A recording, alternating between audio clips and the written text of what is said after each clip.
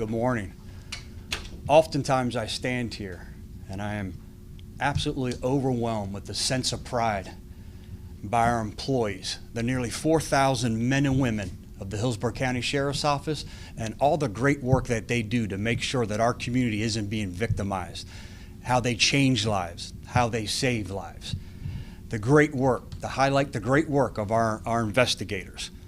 Today, our investigators once again did a great job. By that sense of pride, that sense of pride is distinguished by the fact that the bad person that we're always talking about, meeting about, is one of our very own. It's a detention deputy, Terry Bradford Jr., 25 years of age. Just over a year and a half ago, he took an oath. He had his badge pinned by his loved ones. He entered the sheriff's office and he pledged to uphold all that is good and just. How did we get here today? Our jail intelligence squad that we created just over a year ago learned information from a source that Terry Bradford was bringing cannabis-laced perishables into the detention facility along with other contraband and being compensated by the inmates. So his greed got the best of him. To what extent, how expansive is this? That's why these jail intelligence detectives and analysts aren't here today, because they have a lot of work to do.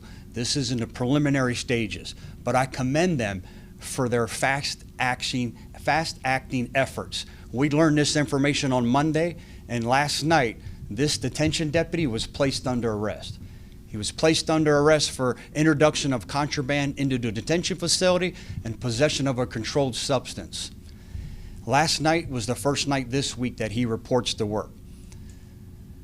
Terry Bradford reports to work last night, enters the detention facility, and we located, indeed, over a pound of cannabis-laced brownies that he had individually packed for sale to these inmates. What we've learned so far, and again, this is extremely preliminary, is that they use a cash app called Cash App, and it's that this money can be wired right into this deputy's account. We know so far that a few $1,000s has been profited by this deputy for the transactions that he completed in just this short amount of time. I say a short amount of time, but I don't know how expansive this is. That's what these detectives will work on now, and certainly will provide that update. Does this include other deputies? Does this include other transactions? We're just not sure right now, but we'll continue working and get to the bottom of it.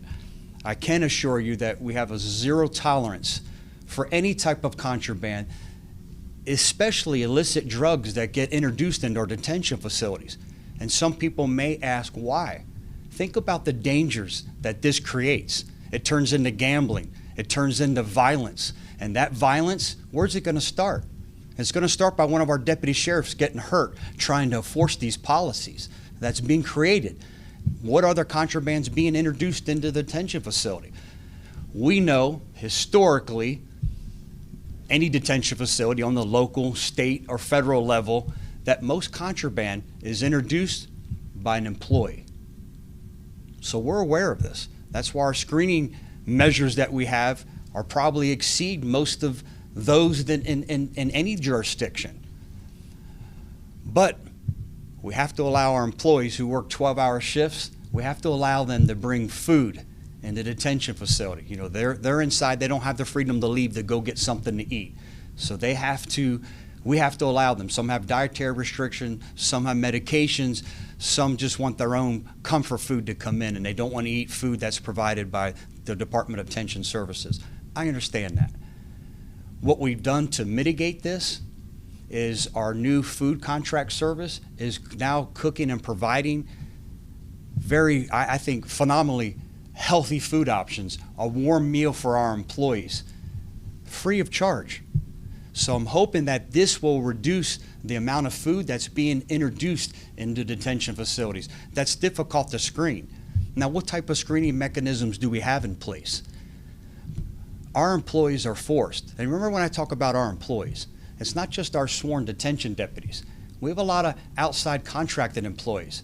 whether it's medical employees, whether it's our teachers, whether it's our counselors, whether it's religious figures, regardless of who is contracted to come into our detention facility, they have to go through magnetometers to make sure we're stopping weapons. All their items that they bring into the detention facility go through an X-ray machine. So I'm hoping with adding the free service that we're going to cook a hot meal will reduce the amount of food that's coming in and stop any type of perishable item like this is happening. We know at least twice he's bring cannabis-induced brownies into the detention facility. Again, last night, over a pound of it. You know, think about the severity. Who's creating this?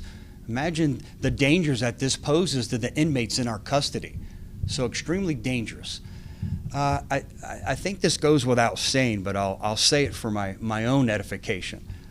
I don't ever want the actions of one deputy sheriff to reflect the hardworking, dedicated, and selfless service of the men and women that are the Hillsborough County Sheriff's Office. Because I assure you that we have a zero tolerance for any type of corruption by any of our employees.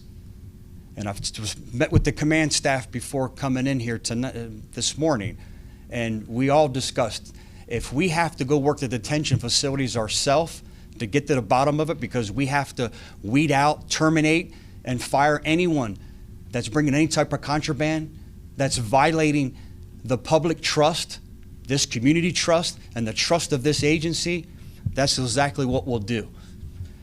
Terry Bradford has lost his right to have a career in law enforcement, and I'll ensure that that happens.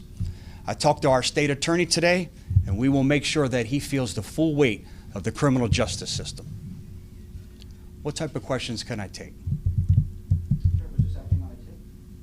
Yeah, this was a source that came forward and said you have a deputy that's bringing contraband, illicit drugs, and this is how it's being done. Matter of fact, there's an order coming in Wednesday, his first day back at work. So when he came to work yesterday, once he got inside the detention facility, he met with this jail intelligence squad along with our command staff and had a lot of explaining to do. And again, we're still trying to figure out a lot of details. Sorry, that was an inmate then?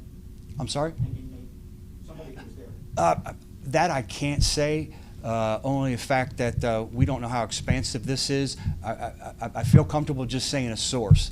I don't want to differentiate, if I may, between an employee or an inmate at this point right now, because I don't know how expansive this is, and I certainly don't want to be the person that's tainting this investigation going forward if it involves other individuals. This can't be his first rodeo. I mean, make a pound of brownies, and see how the history. I mean, what's the background on it? I tell you what, this is surprising, and I'll tell you why. He's an experienced detention employee. He came from the State Department of Corrections, the Zephyr Hills facility. We hired him. He came here and doubled his pay rate to come here and work at the Hillsborough County Sheriff's Office, and I think work in a much better facility that offers a lot more programs that benefit employees and the inmates. It's surprising that this individual would go to these, would have this type of greed and would betray his oath and trust. So it's quite surprising. Do I think this is his first rodeo? No, I don't. And that's why these detectives and our analysts aren't here today. They're trying to unravel this. They're authoring subpoenas today to get that cash app and find out how much money was being transferred. Where was the money coming in from? So we almost have to peel back the layers of the onion and work backwards on this one. Do I think this is his first time doing this? Absolutely not. We already know there's at least a second time involving brownies. We also believe there's other contraband that he was being compensated to bring into the facility as well. Would you be reaching out to Zephyr Hill, out to the state then, and see whether or not they're aware of anything? We certainly will.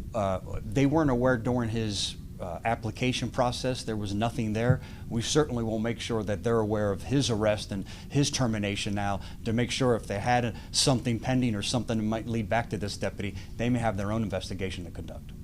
Which facility was it? I'm sorry, you have to speak. Which facility is it? This is our Falkenburg Jail facility out on Falkenburg Road, our large one. This is where a majority of our inmates are housed there. Are any inmates being charged with anything as part of this?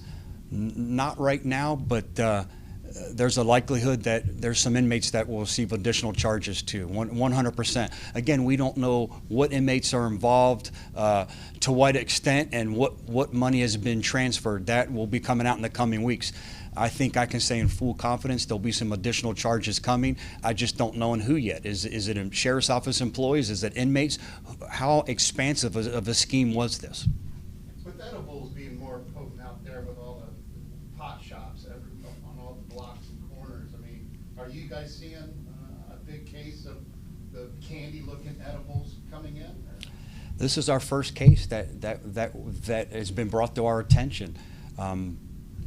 I don't know. I don't know where this is going to go. It certainly makes it more difficult. We're still trying to find out, did he make this? Did he purchase it from another individual? Who was manufacturing this? How much marijuana is indeed in this? And we'll send that to the Florida Department of Law Enforcement lab. That's already been transferred this morning with a rush on it to try to find out how potent was this? How dangerous was this cannabis-induced perishable?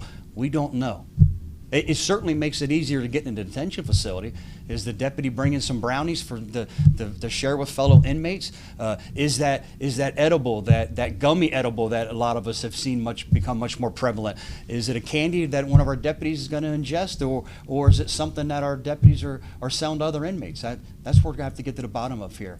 One thing that we've done and started this the day I took over sheriff over 5 years ago was increased the likelihood of random drug screens. It was at a certain level, and I increased it to the maximum level. So our employees here get the maximum random drug screening allowed by federal law. You know, this is something we take very serious. With this new food program, Sheriff, does that mean that there won't be any more food that's being allowed back in, or is that something you want to try to phase out? Yeah, I think that the goal here, and that's a great question, the goal here is try to reduce the quantities of food coming in. You don't need 12 hours worth of food. I'm going to provide a hot meal from you. I have some fruits and vegetables that we'll give you for snack options. So we're trying to reduce the amount of food coming in. The problem herein lies inherently is, what if you have some type of dietary restriction? You're a diabetic, you're this, that, and we might not be able to contend to every type of need. What if you don't eat red meat and today's a red meat option, something like that? So I don't think I'll ever be able to stop every bit of food coming in. I don't know if I'm ready to do that because of the actions of one employee here, but we're certainly going to do everything we can to reduce the likelihood. And along with this comes, we've increased the number of canine searches, shakedowns that we do. That's become, we're even pursuing the option now of having a full-time canine, a drug-sniffing canine, assigned to our detention facilities. But they've increased the likelihood of them doing it. The frequency is much greater than it's ever been. And our employees aren't immune to that. Their possessions get sniffed just as well. Last question. Any idea what his reaction was when he was confronted? No, I don't. To be honest with you, and this isn't me being insensitive, I really don't care. He betrayed the trust of this agency and this office strictly for greed purposes when our detention deputies make good money. Think about that. Our detention deputies, a starting pay is $60,000 a year. You don't even need a degree. All you have to have is a willingness and the heart to help other individuals. He betrayed that trust. I don't really care how he's feeling. Thank you, everyone. What was his job there specifically? Yeah, another great question. I'm sorry if I didn't clarify that. He was a detention deputy. He was the deputy that was assigned to one of the pods there. As we break down different pods, he was assigned to a particular pod. He was introducing contraband into that pod for inmates to purchase. How many inmates are usually in the pod? Thank you, Sheriff. It varies by the different pods, so I'll definitely get you that average. Thank you, everyone.